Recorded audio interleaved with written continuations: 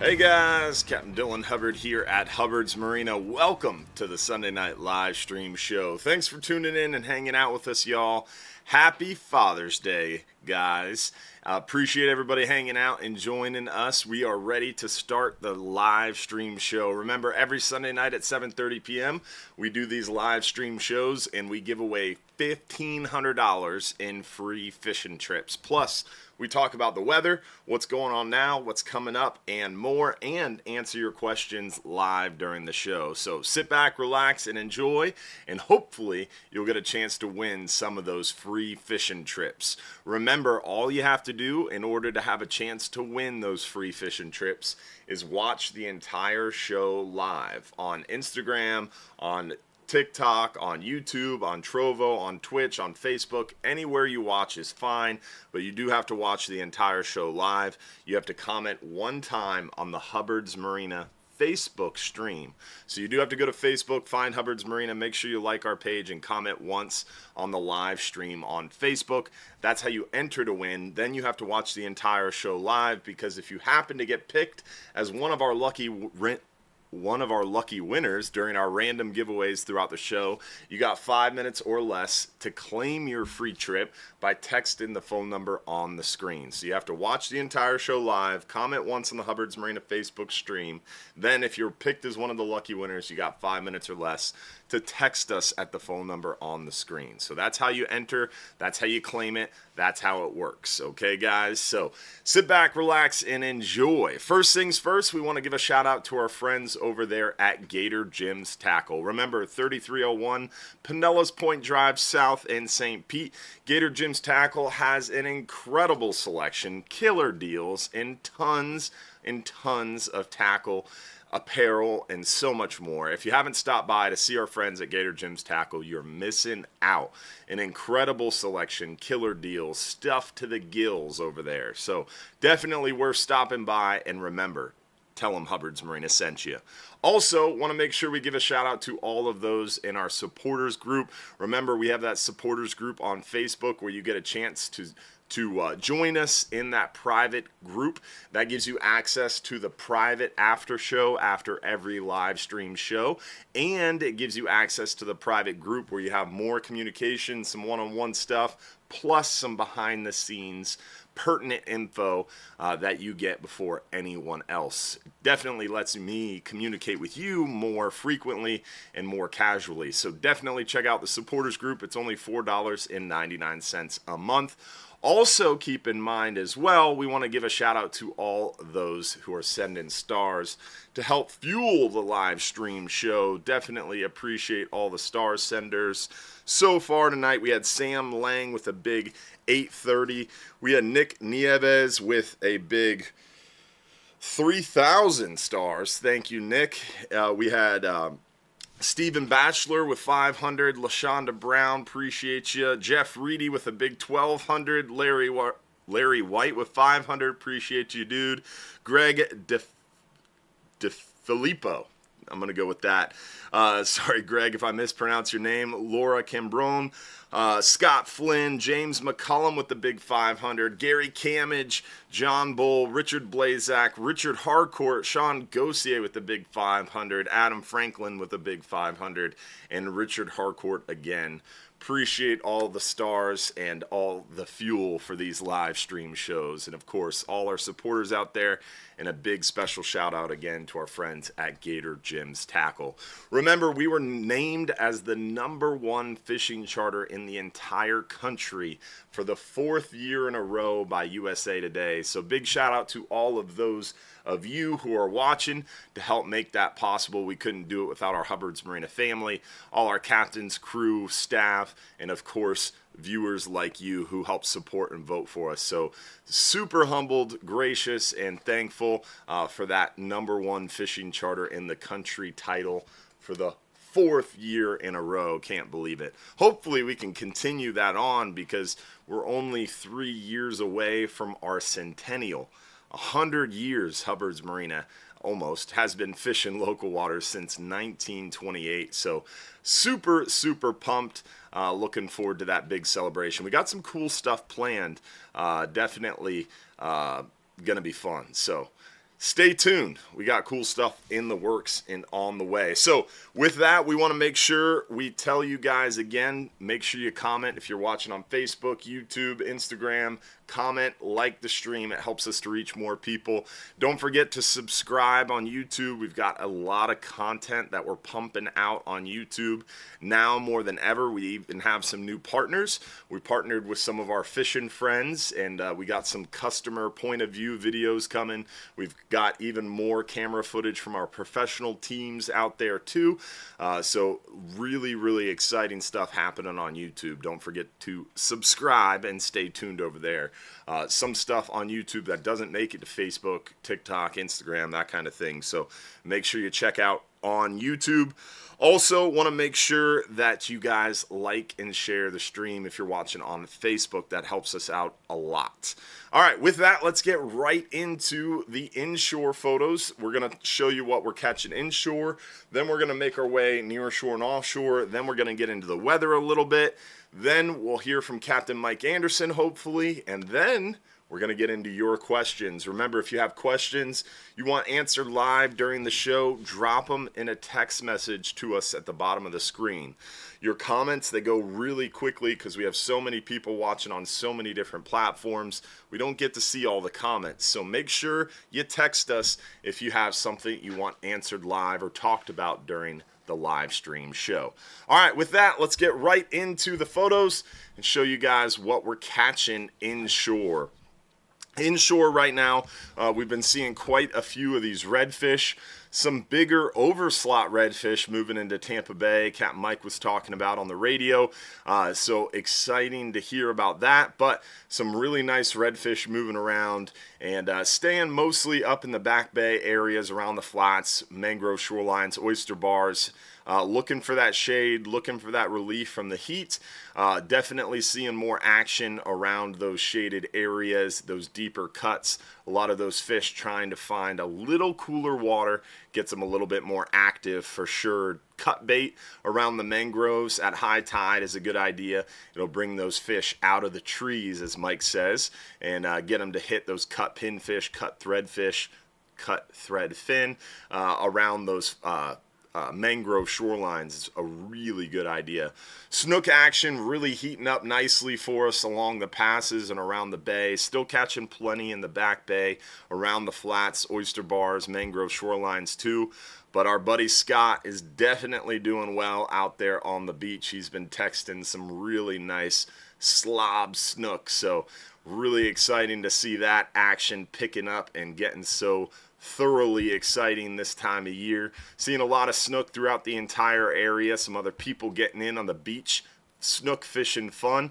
I was out at Shell Key this past week, yesterday. I was out at Shell Key with the family and just sitting with the kids on the sandbar watching groups of snook swim between the sandbar and the beach. It definitely got me excited about some beach fishing. So it is good. Even around the swimmers, the snook are active out there on the beach. Some big trout as well. Look at that stud trout Scott caught this past week. And even our friend Amy got out there and got some nice ones.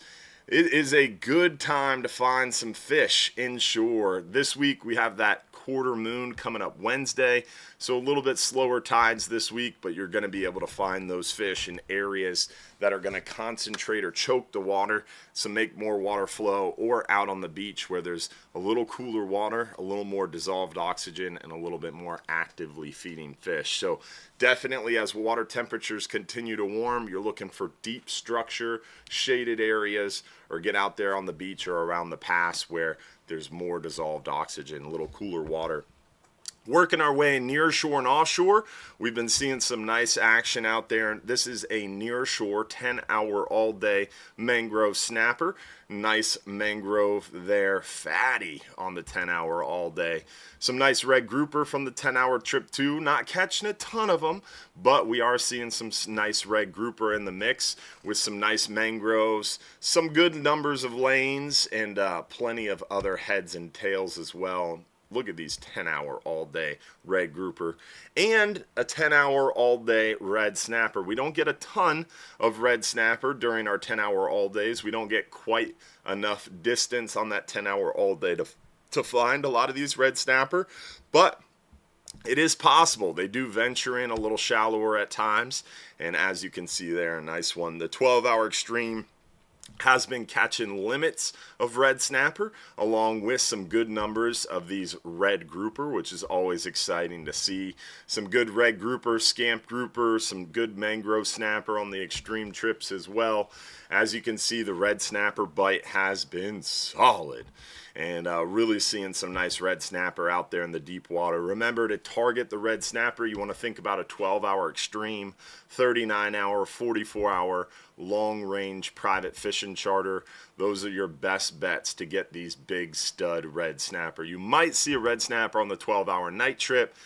Maybe not really on a 10-hour. I would say no red snapper on a 10-hour. It does happen, but I wouldn't even count on it. It's once in a blue moon. So really, if you want red snapper, 12-hour extreme, 39-hour, 44-hour, or long-range private fishing charter. 12-hour night trips sometimes, but we don't really target them because they don't really bite super well at night. It's more of a daytime bite. Ironically, they get a little bit more active during the day and school up and get a little more concentrated and aggressive too. Seeing some nice scamp grouper in the mix out there on those 12-hour extremes, 39 hours, 44 hours. Really good eating fish there, scamp grouper. Awesome to see. As you can see, the fishing is going well for us out there in the deep water, and it's been going well really since red snapper season started. This past week we've been dealing with a lot of current in deep water. The 12-hour extreme, even the 10-hour is dealing with current, really from about 100 foot of water all the way out past 200 foot of water. The current has been horrendous around that full moon. We're getting further from that full moon. Like I said, Wednesday, we've got that quarter moon coming around. So I'm hoping as we get closer to that quarter moon, this current will back off a little bit for us. One positive thing with the current is that it's been bringing us a lot of clean, clear, deep blue water, a lot of bait, and a lot of pelagic action. We've also seen a lot more grass around too, so pelagic action has been good. We've been seeing some chicken dolphin, we've been seeing some blackfin tuna, we've been seeing a couple of those wahoo. So pelagic action is better when we have these really good currents going around for sure. All right. With that, we've covered what we've been catching now. We talked a little bit about what's going on now. Let's get into the weather and show you guys what's going on weather-wise. We're going to pop over to hubbardsmarina.com. We're going to hit fishing trips. Then we're going to scroll down, second one down, to weather links. We're going to start in the 5 and 10 hour forecast area on our wind finder forecast. And as you can see here, looking pretty nice all the way through the forecast period. Changed a little bit the last couple days. Friday, Saturday, Sunday coming up. Next weekend essentially was showing a little bit of a moderate spike in the weather. This morning it calmed down a little bit, and this afternoon it's calmed down even more. So the weather for next weekend, the predictions are getting better and better and better, which is a nice trend to see. But this morning we were seeing some storms possible, some pretty hefty rain chances Friday, Saturday, and Sunday next weekend. But as you can see here, it's looking like that's really died down. So that's cool to see. As you can tell throughout the entire period, basically 10 to 15 mile an hour or less. That should bring us, less than 2 foot seas all the way through the forecast period. So 1.5 foot basically is as rough as it gets the next 10 days on this inshore forecast, which is good news. Like I said, it's even calmer than it was forecasting this morning. Let's pop offshore and look how the offshore forecast looks. Pretty much the same, 10 to 15 mile an hour. I would assume it's going to get a little more than 1 to 2 foot. All right, so we see 2.3 foot Wednesday. So Wednesday looks a little moderate, but not bad. All the other days are 2 foot or less until we get into Monday, Tuesday next week, but that's really far away, and it's still only about 2.5 foot, so nothing crazy, but potentially post-weekend we might see some moderate conditions, but nothing crazy in the forecast, which is cool to see. We've had a really good run, so let's knock on some wood, keep our fingers and toes crossed, and say a prayer. This continues. We always like nice forecasts. We're going to pop over to our ultimate storm forecast, Mike's weather page, spaghettymodels.com. I live and die by this page all year round, but I use it more frequently this time of year. I always like to look at Mike's links. He's got a lot of helpful websites that link through his website. One of the ones I use is up here in the top left corner. These different forecast model links take you to tropical tidbits. Let's see if it'll work for us. There it goes. I always like going up here to forecast models and then change the region to Western Atlantic. And I don't like this look where it is.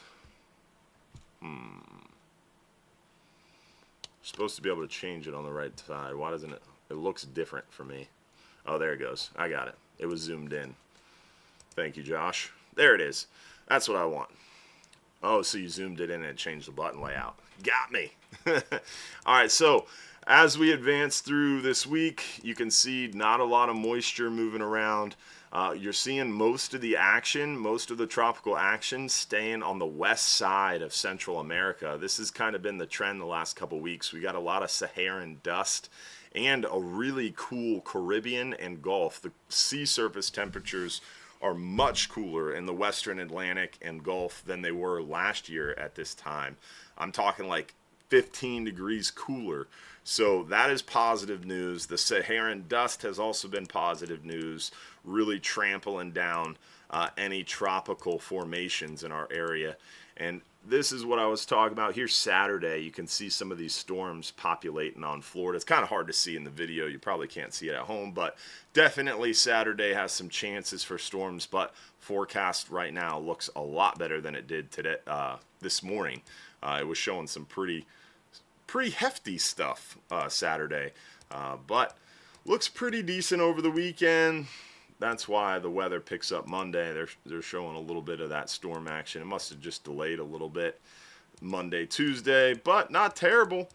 Really looking good all the way through the forecast period here for our area. So that's important to keep an eye on. Tropical weather and potential tropical development. But like I said, right now, a lot of the trends are keeping that stuff to the west side of Central America and really kind of more like the northeast Atlantic. Kind of a strange pattern that's going on, but hey, hopefully that hangs out because I like this. We got this nice little break in our area and haven't really seen anything to note as of late. So again, fingers, toes crossed, knock on wood, and say a prayer that continues for us. Want to make sure we remind you guys, again, we launched a new online store, shop.hubbardsmarina.com.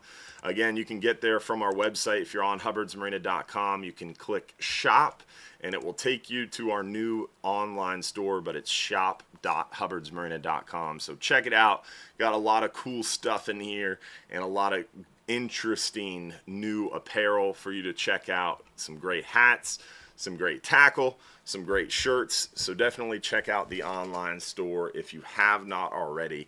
It's really, really, really cool. So that covers the weather, what we've been catching now, and want to make sure we also cover a few announcements and reminders.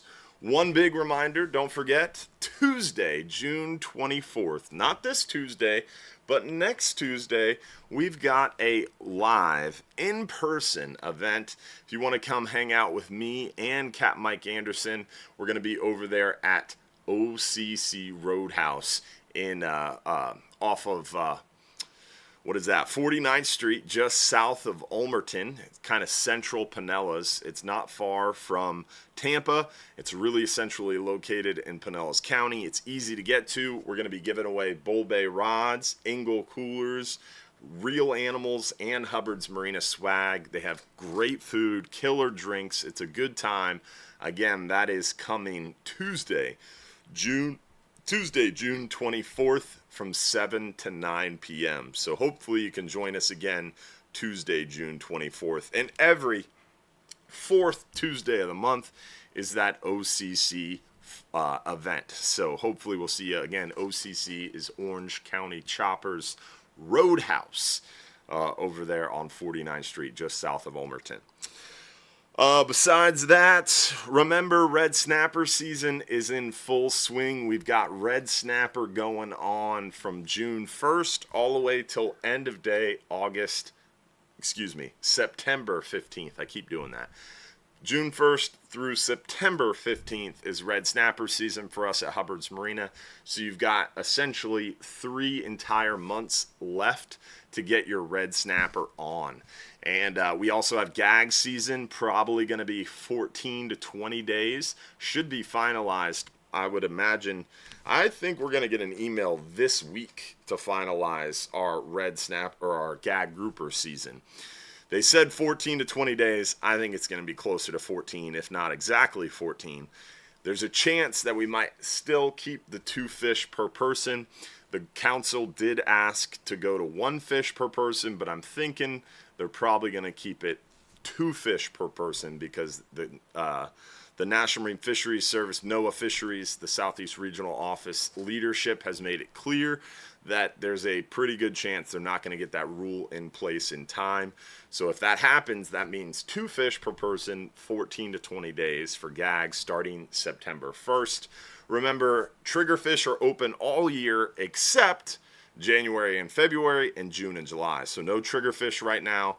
Amberjack is supposed to be open September and October, but there's a good chance we won't see any amberjack season this year because last year they claim we overfished the quota by, 250%.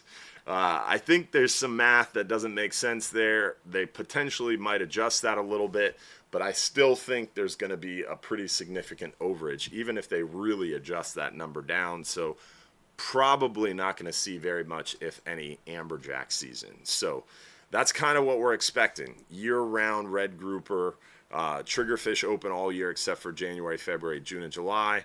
14 to 20 days on gags, maybe no amberjacks. Everything else is open year-round. But 2026, remember, we talked last week, that shallow water grouper thing's going to happen, so there's going to be a scamp season in 2026, open July 1st through the end of the year. So pretty interesting there, but not that cool. Interesting, but not good.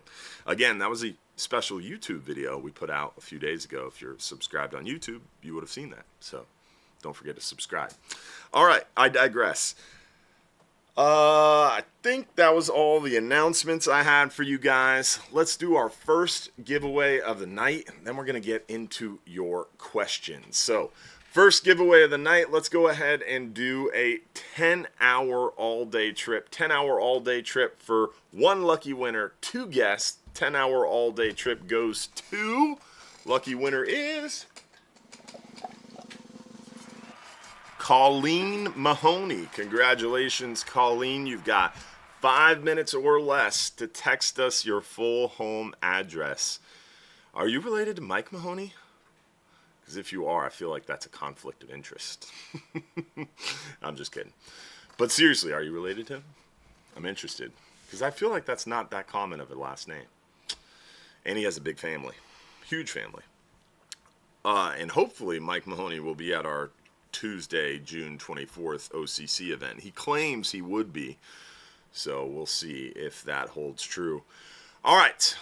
That was our first giveaway. Let's get into some questions. First one is, what kind and what size circle hooks do you suggest for red snapper with pinfish or cutbait? Red snapper will bite just about anything. Remember, literally the dumbest fish in the Gulf. I say that in jest. They're very aggressive. So recently on the supporters group, we were making fun of red snapper. This guy has a video fishing. I think he was out of like northern Gulf somewhere, Alabama, Louisiana. But homeboy takes a yellow rag, cuts a strip off, puts it on a hook, drops it to bottom, and I think he jigged it once or twice, catches a red snapper on a piece of rag.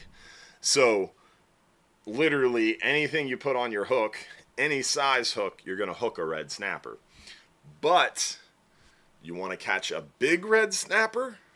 Selectivity matters. So I always suggest to people when they ask me about what size hook, what bait for red snapper, forget all that. Focus on trying to catch a big red snapper. You want to catch a big red snapper, that means a big bait.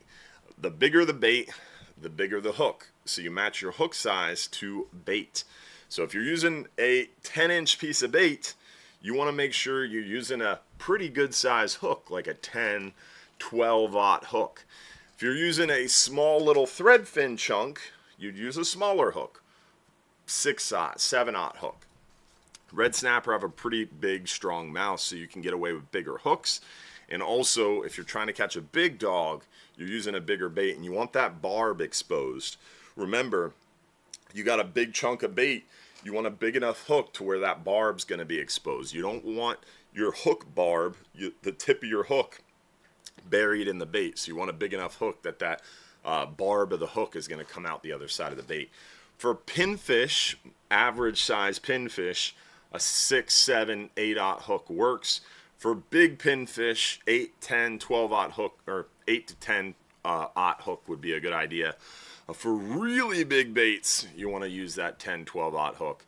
But again, we've been seeing a lot of good action on big red snapper with bonita strips, Boston mackerel strips or chunks, or even plugs. You can use cut gray snapper or even small live gray snapper, meaning white grunts. We've seen a lot of goggle eyes being used lately. Whole octopus. We have baby octopus in the shop that work really well. Whole squid. What's interesting as of late is that unique bait, right?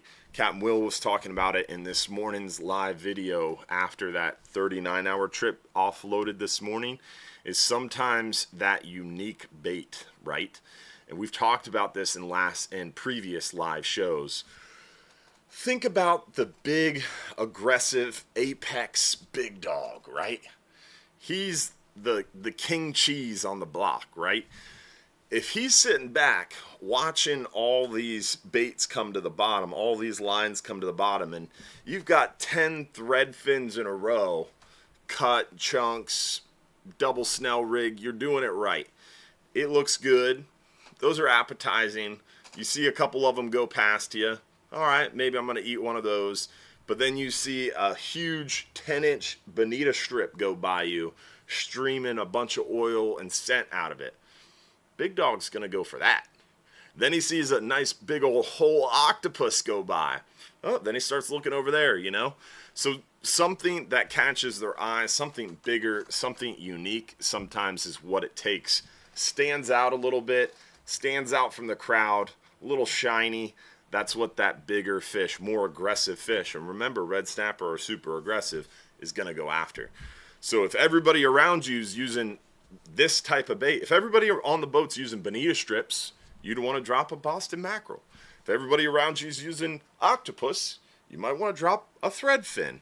So sometimes standing out from the crowd can work to help get that a more aggressive, bigger fish that's hanging out. Yes, it was a 44-hour. Thank you.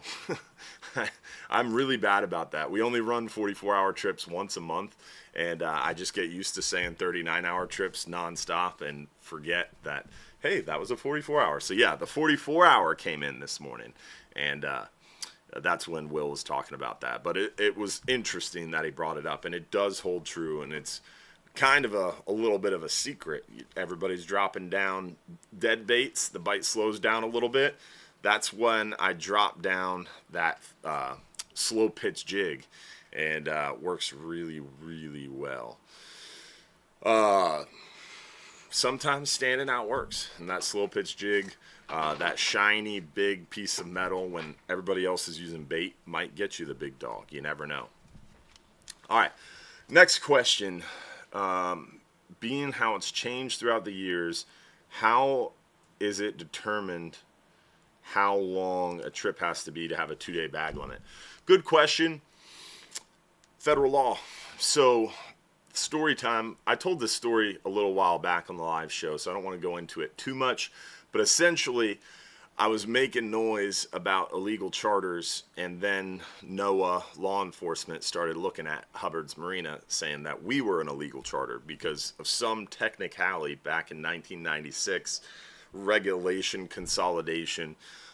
So they kind of started leaning on us a little bit. So what we did was, through networking and hard work, we got federal law changed, and we protected that 2-day bag limit in the Gulf of Mexico, but we had to go to a 30-hour minimum. So in order to keep a 2-day bag limit, you have to be on a federal for-hire vessel, charter boat, party boat. Private boat can never do it. Has to be a federally permitted for-hire vessel. Has to be a charter, paid for charter. If I took a bunch of you guys out for free, we're all friends fishing on the boat like we do for our supporters group trips, we couldn't do a 2-day bag limit. Has to be a paid charter. So federally permitted for-hire vessel has to be a paid charter. Trip length has to be greater than 30 hours. You have to have a receipt on board proving the length of the trip. You have to have 2 captains, 2 licensed captains. You have to have sleeping berths for those captains. And then trip has to be greater than 30 hours. I think I already said that. But those are the tenets to make it a 2-day bag limit. So trip has to be greater than 30 hours, essentially. Good question. Can you explain the relationship between wave height and wave period?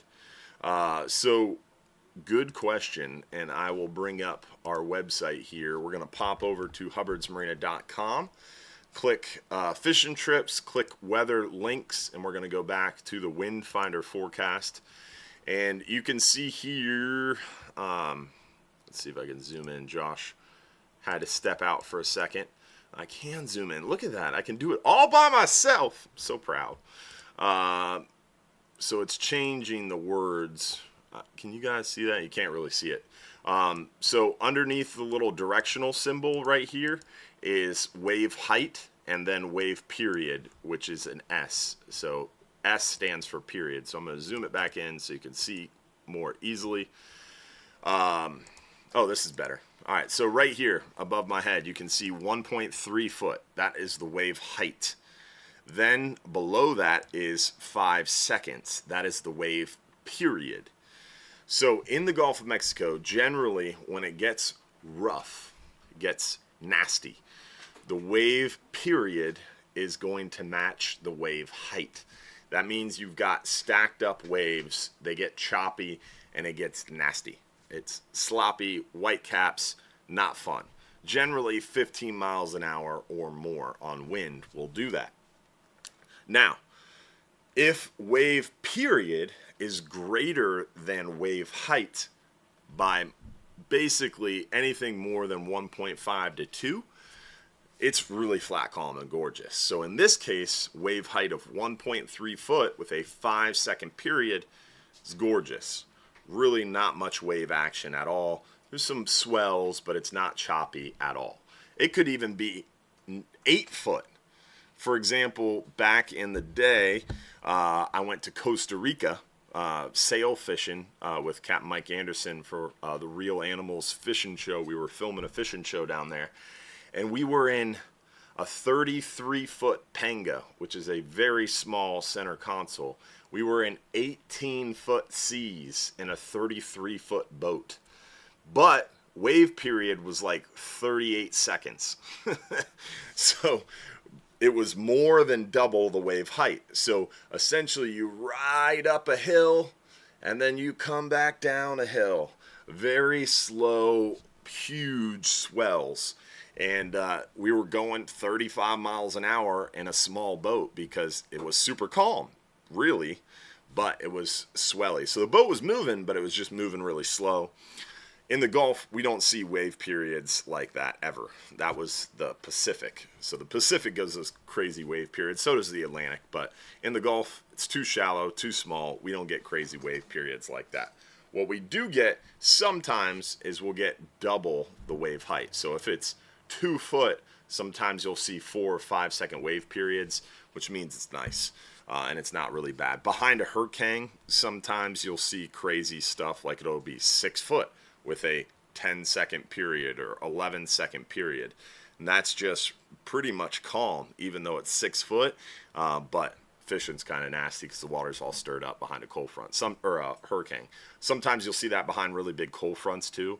But wind speed is what picks up the waves. But wind speed takes a while. It could be blowing 20 and it's still calm out because it takes a while for that wind to build that wave. And it also depends on the direction of the wind. In central West Florida, if we have an east wind moving across the state of Florida, as long as you stay near the coast, it could be blowing 20 or 25. If you're within 10 miles of the coast, it really doesn't get that rough. But the further west you go, that east wind goes across more water and exponentially makes that sea height bigger and more rough. So hopefully that explained or answered your question a little bit. Are there spots at South Johns Pass to fish around the rocks without getting ran off? Yes. Google Maps me, sir, if you don't mind, Josh. So Johns Pass Bridge, if you're fishing from shore, it is, open up the thing here. Let's go to satellite view. So if you're fishing from shore at Johns Pass, everybody loves to fish out here. Don't get it. Makes no sense. Don't fish out here. If you go to Johns Pass to fish, please don't fish out here. It's silly. The best thing you're going to catch is a big catfish. Unless you're casting underneath the dock over here, you might get some snapper, some mangrove snapper. But you're not going to catch anything decent over here because it's so shallow. That sand sucks. Over here, catfish city. Underneath the bridge, sometimes you can, during the day, you can get some flounder. But for the most part, it's not that great either. At night, underneath the bridge, trout, redfish, snook for sure because of bridge lights, dock lights. Also, over here, once you start getting into the rocks, this deeper water, the current starts moving more. So during the day, sometimes some pompano. Most of the time, pompano's out here towards the tip. But sometimes you can get some redfish, some snook during the day. But really early morning, right around sunrise is the best time to be out here. When it's dark out here is not great because there's no light, so there's not really fish actively feeding. They're just kind of moving past here. But once the sun starts coming up for the first couple hours of the day, this area is hot.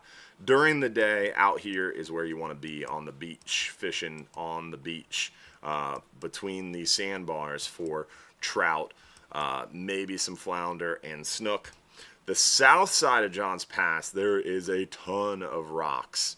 And the rocks are really good for mangrove snapper. This is the best mangrove snapper fishing in the pass right here along these rocks. What people will do is they'll come over here and you can park in this lot. You can park along the street here, I think, too. They change the parking over there a lot, and I don't know how it works right now, so don't quote me on that. But you can get under here. I think they might have some of this blocked off for construction, but you used to be able to kind of walk along the bridge and fish down over here on these rocks, underneath the bridge on the rocks too, and it's really good fishing.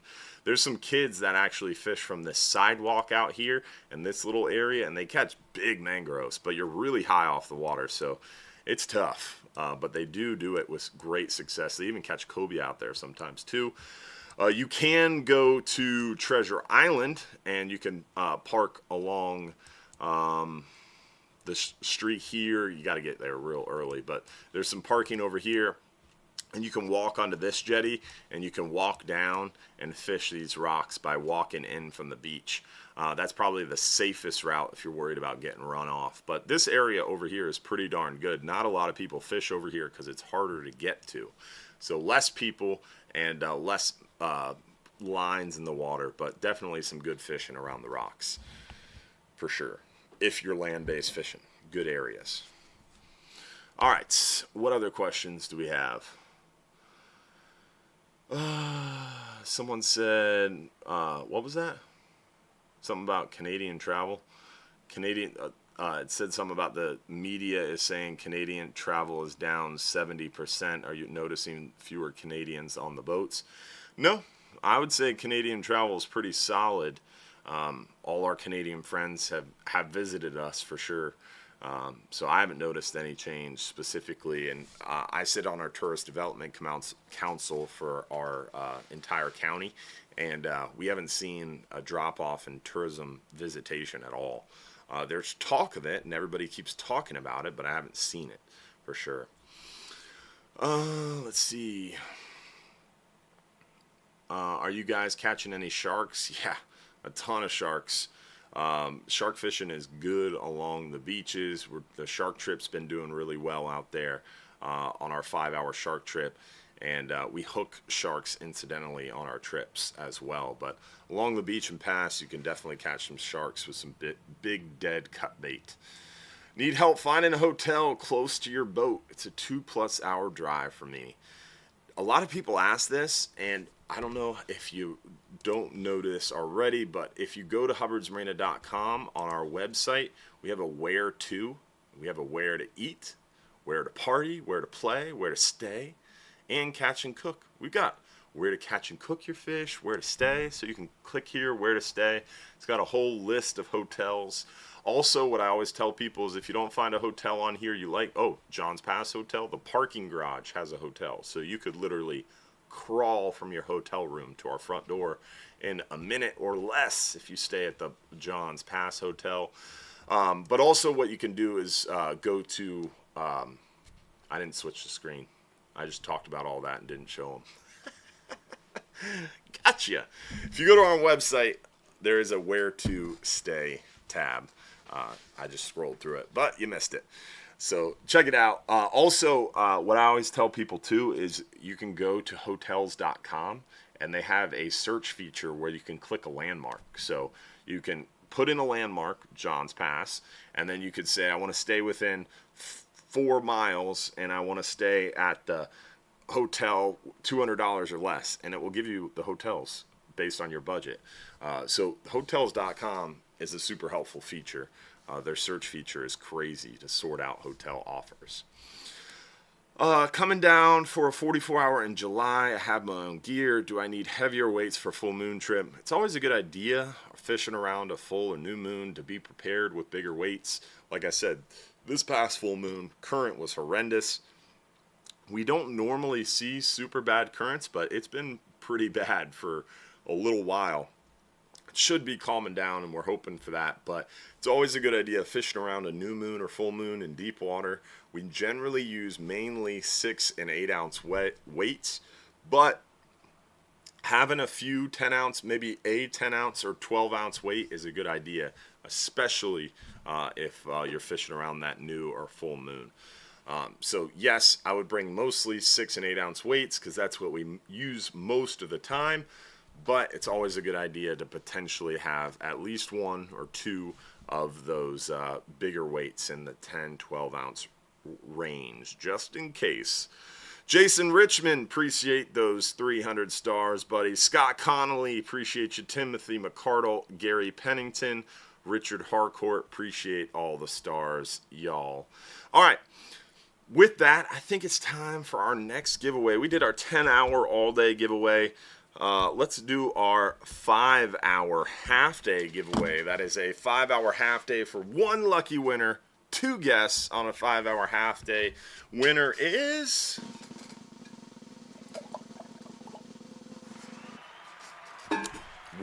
Matt Weingartner. Weingartner. Yeah, Weingartner. Having problems with pronunciation tonight. But congratulations, Matt. You got 5 minutes or less to claim your free 5-hour half day for 2 guests by texting the phone number on the screen. All right. With that, let's get back into these questions. On your double snell rig, do you also use smaller circle hooks? No. Generally, depends on what trip I'm on. 10-hour trip, if I'm doing a double snell, might be 4/0 circle hooks. 39-hour trip, it'd be at least 6/0 circle hooks at night for mangroves, maybe 7, 8/0 circle hooks during the day for bigger fish. 12-hour night trip, probably 5/0 circle hooks. 12-hour extreme, same as 39. 44-hour, same as 39. So, depends on the trip, but no, generally using the same size I would if I was single hooking it. But most of the time, actually all the time, if I'm using dead bait, doing that double snell rig, most of the time with cut thread fin, if I'm doing live bait, single hook rig. I must not be that smart because I struggled catching red snapper last year. Most of the time, struggling catching red snappers because you're overthinking it a little bit too much. Big bait, big hook, dropping it down to bottom slowly. You'll drop it down till you can't see the bait anymore and slow it down, and you'll start to feel little nibbles. Stop.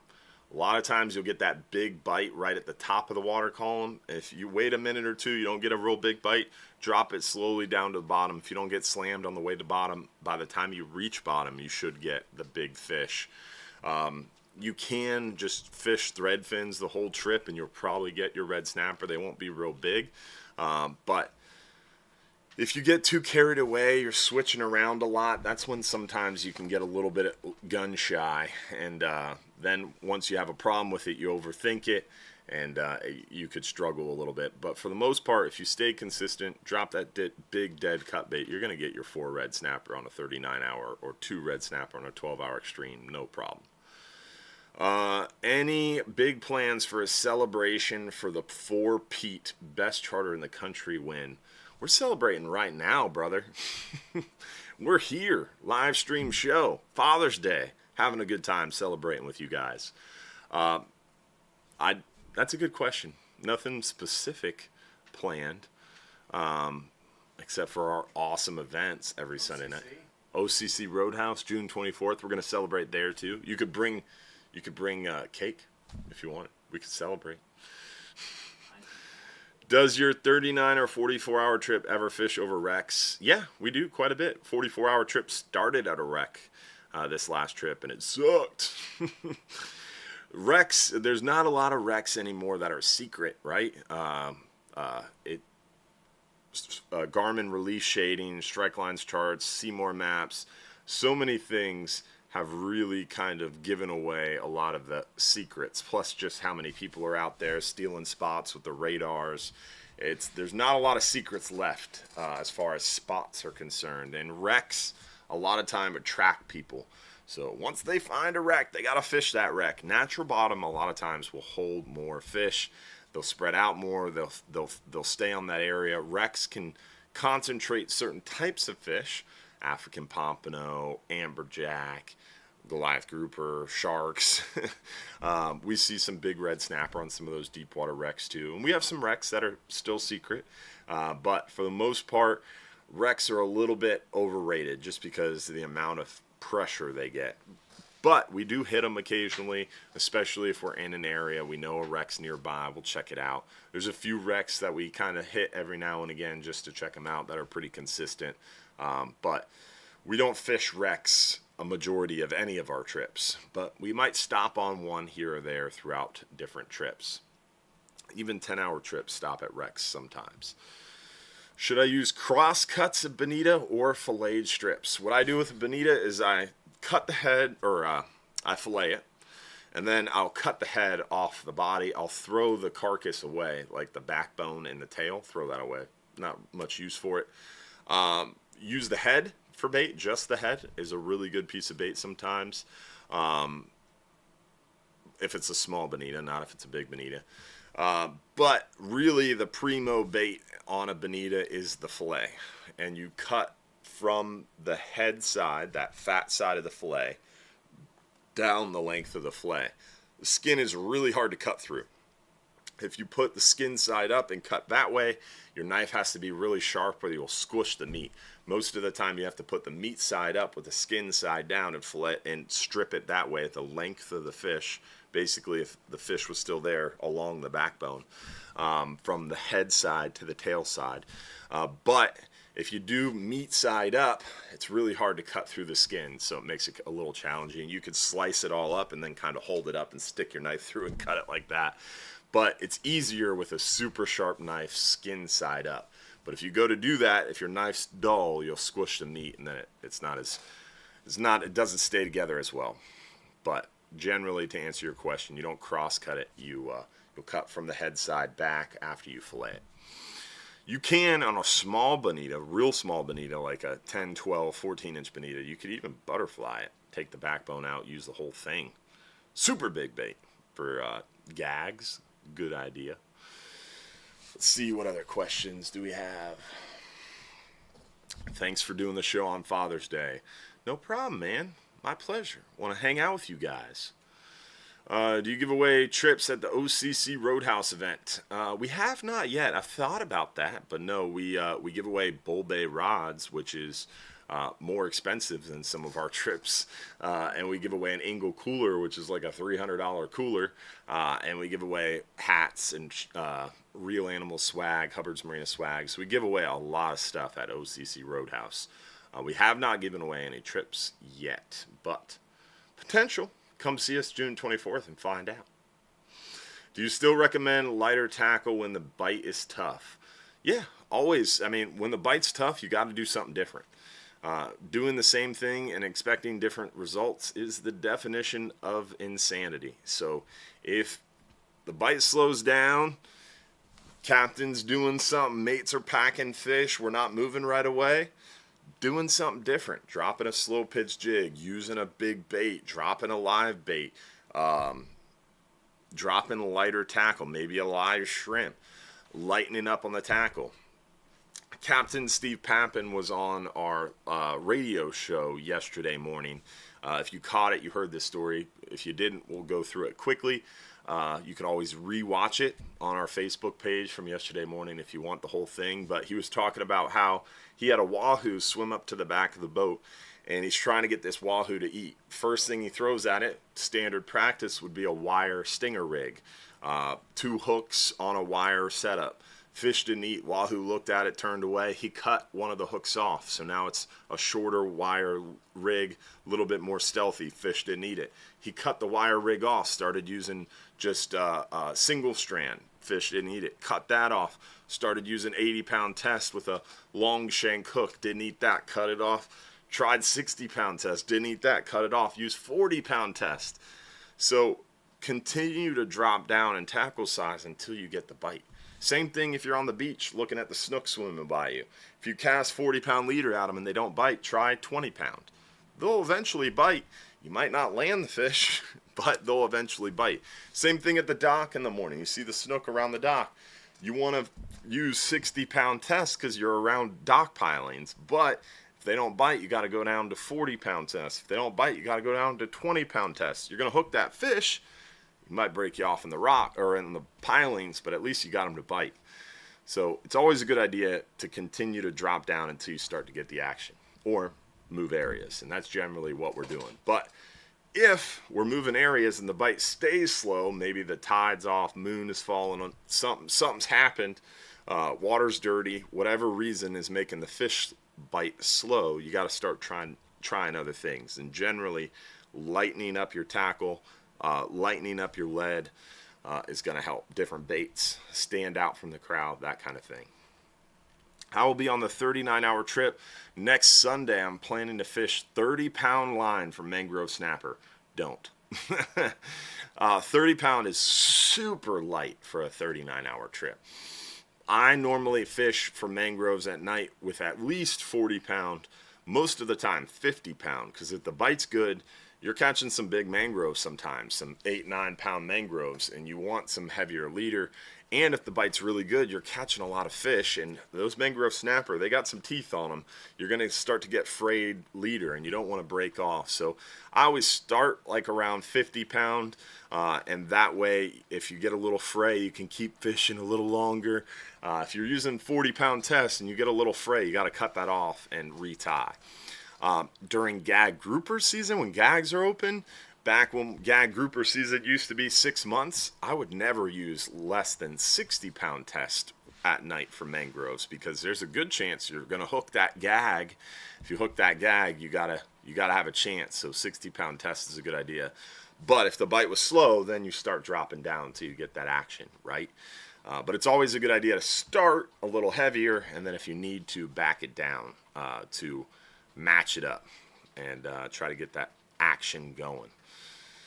All right, next question. Can a single person book a 12-hour extreme Yeah, you could definitely book a 12-hour extreme.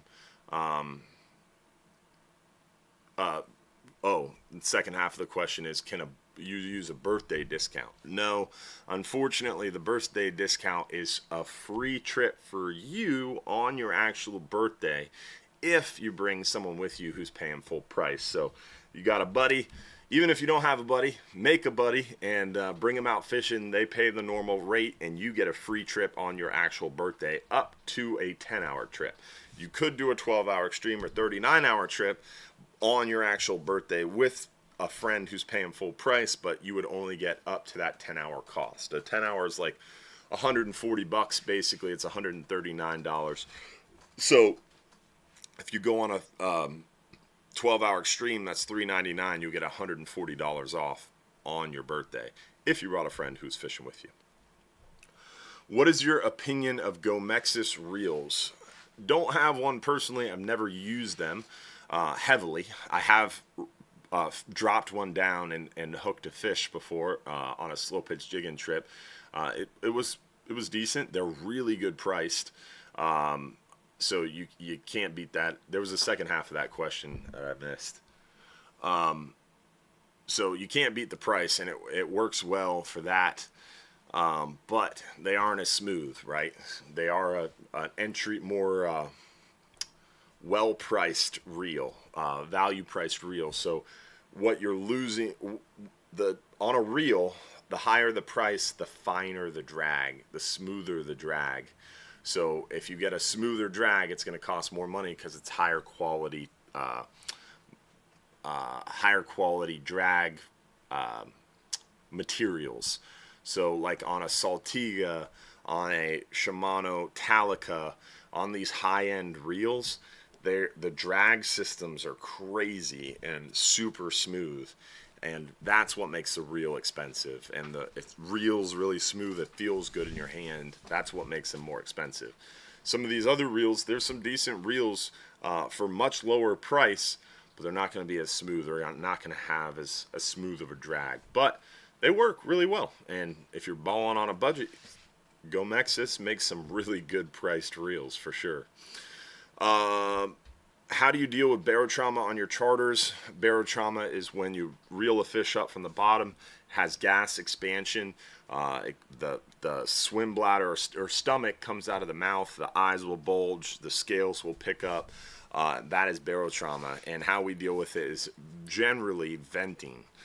Venting the fish works really well. If you get them up quick, vent them quickly, get them back in the water quickly, they do really well. But if you get a really big fish that takes a long time to get up, you want to take a couple pictures with it once you get it on deck. Descending device really is your best bet. On fish we really want to make sure they live, like big gag grouper we catch out of season, we use descending devices. Sometimes if they're really big, you have to vent them and then also descend them because they're just so big, like Goliath grouper. A lot of times we have to vent those before we descend them just because it's not enough weight to send them down on a descending device unless you got a lot of weight, which is crazy. So generally venting, but also descending. Descending's easiest. It's a little better for the fish because you don't have to poke a hole in it, but we can't descend every fish because of the volume of fish we catch.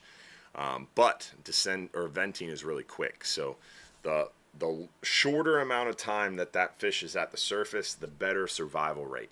So if you have to vent the fish because there's a bunch of fish on deck, you want to get them all back in the water quickly, venting is best. But if you are descending each fish, that's great, but you just have to catch the fish and descend it immediately. So sometimes venting is required because the catch rate is high. If the catch rate is lower, or if you want to just catch a fish and descend a fish, then descending is best.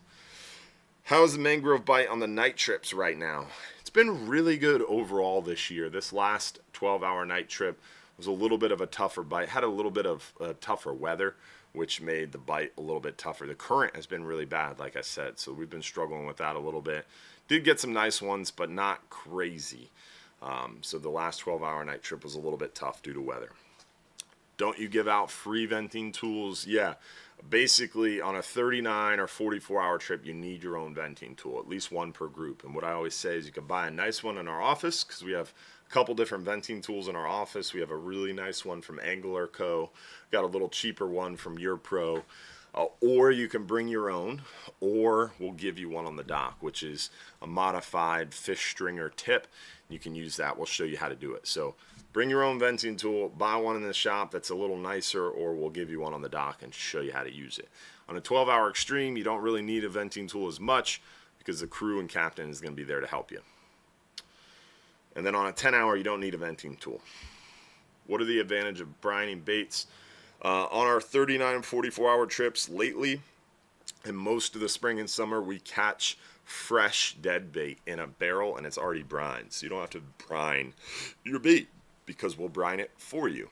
But brining baits on those longer trips makes the bait stiffer, more rigidity to the bait. It also locks in the moisture, so it makes them a little oilier. And juicier when the fish bites into them. So brining baits gives you more rigidity, a little bit more juice, and really kind of marinates the bait in its own juice. So it works really well. But it's got to be a longer trip. 10-hour trips don't really make sense to brine your bait. Are rental rods spooled with monofilament line? Yes, 100%. Dear God, I can't imagine giving out rental reels with braided line. I would probably have all my crew quit on me for sure. Plus, no, I'm not even going to get into it. Yes, of course, monofilament line. Really, you don't need braided line. On any of our trips, we're fishing less than 250 foot. You do not need braid. If you're fishing for big fish especially, you don't need braid. If you're dropping down a big bait, braid can hurt you, because you're going to catch a big fish, and that big fish is going to fight hard. That braid does not have any stretch. It's going to beat your behind, and that fish is going to be able to pull harder because there's not a lot of stretch. There's no shock absorber. You have to have a long top shot, or if you don't, that fish is going to be able to tear a hole in the side of his mouth, and he's going to spit your hook. So you want to make sure you have some monofilament top shot. Whenever I'm dropping down big baits on my big reels, no braid. Always straight mono. But my smaller reels, my super small compact jigging reels, my super small mangrove reels, I fish braid for a little bit added sensitivity. But it makes it much more complicated, because then you have to have a top shot. You got to tie a new top shot if you break off. If you get tangled up, you got to cut your whole entire line. It's annoying. Braided line is advanced angler only because it is a lot harder to do. It's a lot harder to maintain. It's a lot harder to tie. It's going to take up more of your time, and it's going to take away more of your fishing time. So monofilament is the go-to until you're in the super advanced class. All right, next question. Return 'em Right does not give you free stuff right now. They shut that program down for a minute because of funding issues. Should start back up soon, but right now the Return 'em Right program is shut down. You can still go there to learn cool stuff, returnemright.org. The class is still there. You can take the class, but they don't send you free stuff anymore. At least right now. Hopefully soon. Next question. No moss. What? No moss. No moss? Dang. Right on time? Nailed it? All right. That is why we use Top Shot. Yes, 100%. Top Shot is the way to go. It's the truth. Reminder, June 24th. Don't forget.